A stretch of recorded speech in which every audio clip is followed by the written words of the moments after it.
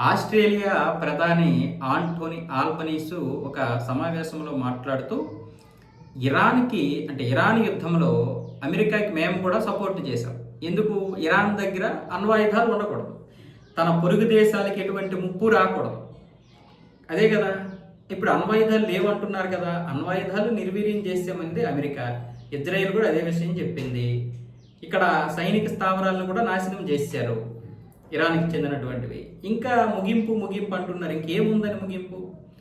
Iran దగ్గర ఇంకేముందని మీరు సాధించడానికి ఇంకా యుద్ధం కొనసాగిస్తున్నారంటూ ఇప్పుడు ఆంటోనీ ఆల్బనీస్ అయితే చెప్పాడు. మేము ఈ విషయంలో అమెరికాకి సపోర్ట్ చేశాము. ఎందుకు? ఇరాన్ దగ్గర అణ్వాయుధాలు ఉండకూడదని. అయినా ఇంకా ముగింపు లేదు. ఈ ముగింపు లేకపోవడం వల్ల ప్రపంచమంతా కూడా ఆర్థిక సంక్షోభంలో కొట్టుమిట్టాడుతుంది. మేము కూడా ఆ సంక్షోభంలో కూరుకుపోయాం. మేము అమెరికాకు సపోర్టే కానీ యుద్ధం ఇంకా కొనసాగించడానికి కారణం ఏంటి? ఇంకా యుద్ధం కొనసాగించడానికి అవసరం ఏంటి? ఇంకా ఏముందని ఇరాన్లో? ఇదే విషయాన్ని ఆయన కరెక్ట్గా క్లారిటీగా మాట్లాడాడు. తప్పేముంది? అమెరికా అదే చెప్తుంది కదా, మేము నాశనం చేసాం, కొట్టేశాం, అయిపోయింది, ఇంకా ఇరాన్ పని అయిపోయింది, మరో 20-30 సంవత్సరాల వరకు తేరుకోలేదు అన్నాడు. మరి తేరుకోలేదు అన్నప్పుడు వదిలేసి వెళ్ళిపోవాలి కదా, విజయం నీదే కదా.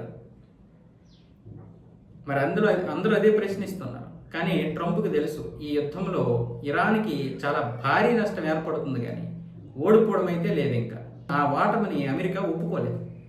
అందుకే ఎలాగైనా సరే జీవితంలో ఇంకెప్పుడూ కూడా ఇరాన్ మా మీదకి రాకుండా ఉండడానికి ఒక పెద్ద దాడి చేస్తామన్న విధంగా దాడి చేయడానికి ప్లాన్లు జరుగుతున్నాయి. ఒకవేళ దాని మీద అంత గట్టి ప్లాన్లు చేస్తే, ఒకవేళ దాడి చేస్తే గల్ఫ్ దేశాల మీద అదే అంత దాడి చేస్తుందో అనే విషయంలో కూడా భయపడుతున్నారు.